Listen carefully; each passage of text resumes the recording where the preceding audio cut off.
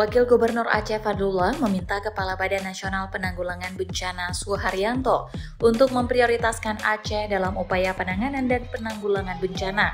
Menurutnya, Aceh merupakan provinsi khusus yang perlu diberikan perhatian lebih. Pada acara yang digelar di Gedung Serbaguna Kantor Gubernur Aceh, Selasa 28 Oktober 2025, Fadlullah berharap dengan hadirnya Kepala BNPB Aceh pada tahun 2026 mendatang, bantuan penanganan dan penanggulangan bencana yang didapatkan Aceh dari BNPB bisa meningkat secara signifikan.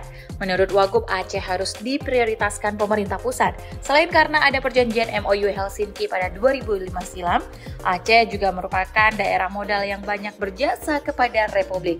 Mulai dari sumbangan pesawat hingga sumbangan emas ratusan kilo untuk Monumen Monas di Jakarta. Sementara itu, Kepala BNPB Suharyanto mengungkapkan bahwa Aceh merupakan daerah rawan bencana di mana semua klaster bencana yang ada di Indonesia juga terjadi di Aceh. Suharyanto menyebutkan sejumlah bencana yang rawan terjadi di Aceh seperti kebakaran hutan, gempa bumi, banjir, longsor, dan abrasi pantai. Selain itu, Aceh juga berpotensi terjadinya tsunami hingga letusan gunung berapi.